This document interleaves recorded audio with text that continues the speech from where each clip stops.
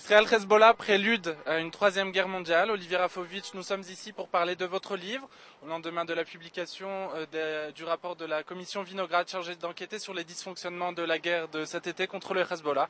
Alors quelques mots sur votre livre et pourquoi le choix d'un tel livre. Il est important, à mon avis, d'expliquer au monde occidental, aux démocraties qui se battent contre l'islam intégriste, que ce type de conflit entre le Hezbollah et l'État d'Israël, entre cette guerre qu'on a connue l'été dernier, peut être un modèle, entre guillemets, de nouvelle guerre entre un terrorisme intégriste violent sous la forme d'une armée terroriste et une démocratie. On n'a pas ici affaire à un problème de territoire ou de volonté nationaliste. On a ici le premier type de guerre entre l'État d'Israël et l'islamisme mondial. Et il y a dans ce Hezbollah non pas une vocation nationaliste, je dirais même pas une vocation libanaise, mais une vocation pan-islamiste. Puisque nous savons que l'Iran est lié au Hezbollah, l'Iran n'est pas un pays arabe, c'est un pays islamiste aujourd'hui, musulman mais islamiste intégriste, qui utilise le Hezbollah contre l'État d'Israël. Et cette guerre-là, en fait, pour la première fois, je crois qu'on pourrait la nommer la première guerre israélo-islamiste. Alors pour l'ancien militaire que vous êtes, comment se bat-on contre le terrorisme ?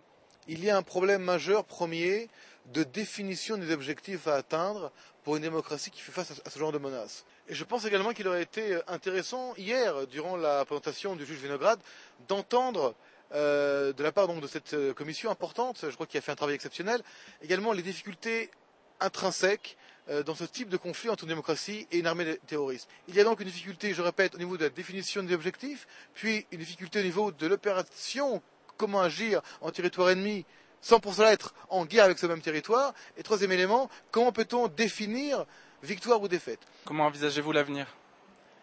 Eh bien, je suis assez pessimiste, parce qu'il y a aujourd'hui une conjonction très dangereuse des différentes forces islamistes intégristes, d'abord au Moyen-Orient, mais également de par le monde. Il est clair que ces forces intégristes islamistes de par le monde, si c'est Al-Qaïda qui est sunnite, si c'est Hezbollah qui est chiite, si c'est l'Iran qui cherche une espèce d'ouverture sur une globalisation du conflit islamiste par Israël, tous vont converger vers l'État d'Israël.